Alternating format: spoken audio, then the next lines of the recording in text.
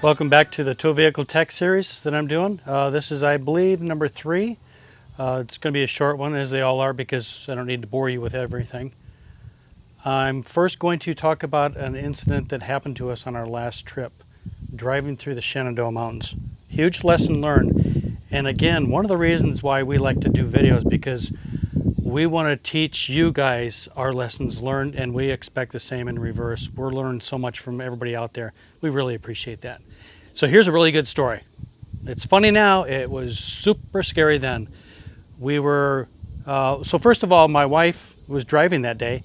So one of the things we started doing is we switch off. My wife will drive there and I will drive back. That way we're both well versed on backing, towing, turning, all that stuff. It's a great idea. You should always get your spouse involved.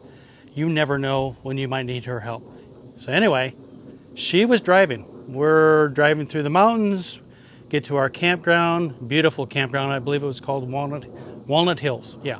Anyway, we're talking to another Airstream person, because it was an Airstream rally, and he walks over to our hitch as we're talking, because he was telling me about something, and he pointed down. He says, "Your hitch pin is the lock is missing." And I went, "What?" That scared the you-know-what out of me. My heart just stopped for a second. I'm looking at it. There's only a pin in there, and there's no lock securing it. We were driving through the mountains in this. That could have easily come out. Easily.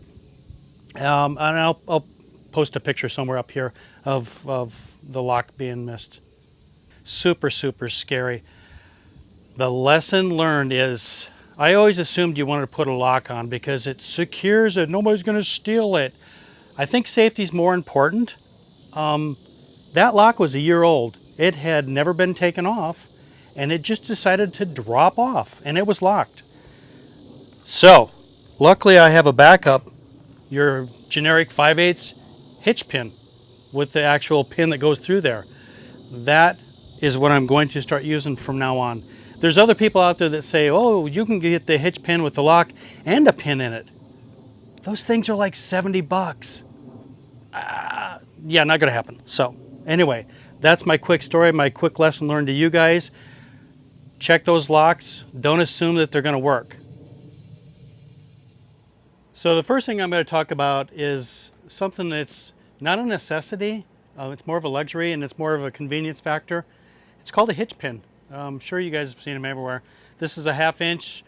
Each one is, I believe, 12,000 pounds capacity. It's a grade 80. I'm not quite sure what that means, but it works. They were, I believe, about $40 on Amazon for 2. If you get black, they cost more. I don't know why, but since my truck is black, I wanted to keep it the same. Anyway, the purpose of this is to make it easier to attach your tow chains. Right now, especially with the F-250s, I don't know about the other vehicles if you have issues.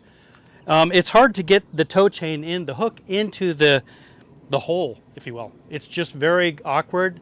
It's a tight fit.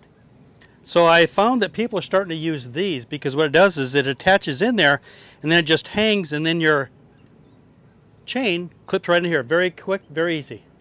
And they're called a hammer lock because you have to actually, there's no screws, there's no bolts.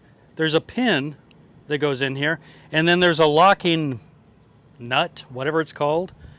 Once you hammer that into it, it becomes a solid piece. Will not come off. And I'm not quite sure once you put it on if you can take it off. I don't know. Anyway, I'll show you how I install it. Very quick and easy. But can't wait to try these.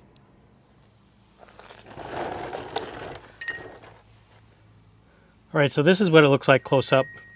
Heavy duty, some thick stuff. Goes in like that, the pin goes in the middle. Let's just see how easy this is. I've never done this before, haven't done it yet. You put them together. Now see, now I have easy access. Before, with this little hole, pain in the you-know-what to get your cable, your chain in. So, it's a real simple pin, but you see how there's a gap in there. There's a recessed area.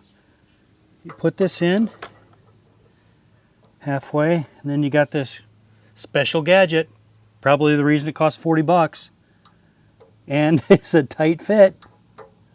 Oh, there we go. All right, so let me push it through. Hopefully Okay.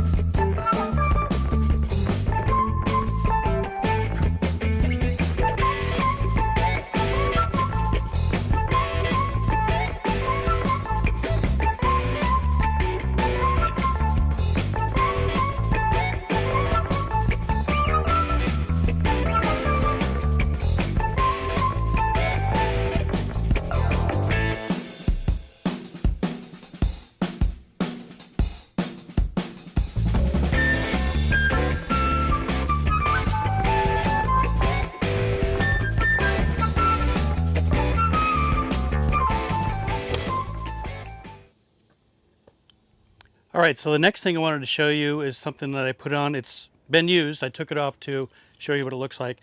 It's called a hitch clamp anti-rattle something. People use them. It works.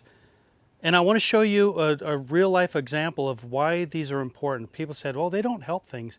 The little bit of movement, here, I don't know if you can see this or not, that might be 1/4 of an inch. And I'm going to show you an example of this 1/4 of an inch extended out 20 feet now becomes several inches. So that creates sway. We don't want sway. I'll show you how to do this in just a second. So before I forget, I wanted to point out something that I forgot to do in the original video that I'm doing now. I remember people talking about this before with the sway in there. And people are saying, well, the sway control will stop that. And I'm going to say no, and here's why. Now, I want somebody to prove me wrong. The sway bar only stops sway from here back. But your sway is starting here at the receiver and the hitch. That's where your play is. Here, that cannot control what's in front of it. Only what's behind it. Does that make sense? Anyway, if you think I'm wrong, oh, I'd love to know why.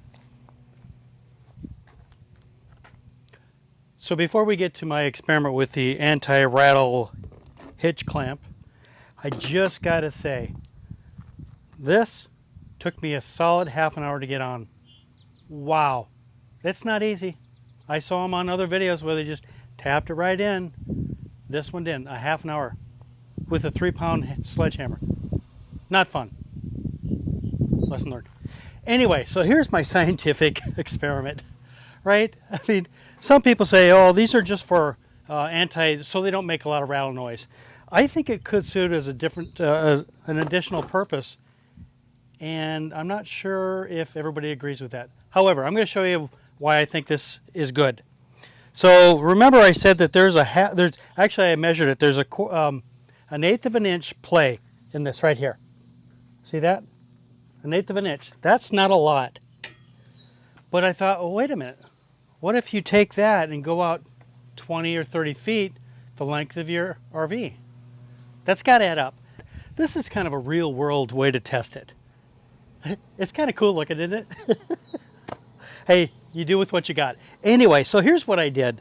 I clamped on, this is a 5-foot pole, right? I clamped it on, and like I said, I measured, and there was 1/8 of an inch play from the tip of this, where the receiver is. 1/8, right? All right, so let's get this line back up. So then what I'm doing is I'm putting something right next to it, so it's just against it.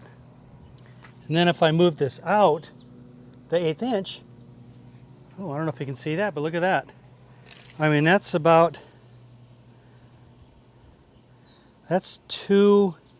just over 2 inches. So that's 2 inches for 5 feet. So let's say you have a 30-foot trailer. That would be a foot, right? Again, I'm not good at math, but 2 inches for 5 feet would be 4 inches for 10 feet, right? I told you I did terrible at math. Anyway, it's a lot.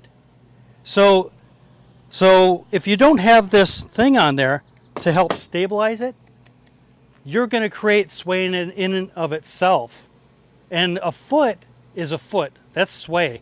You want to try to minimize the the amount of sway that you have. So I really think that this can only help. They're cheap, 20 bucks I think on Amazon, because we buy everything on Amazon, don't we? Anyway, so I'm not going to bore you with putting this on because, well, quite honestly, there's not a whole lot to it.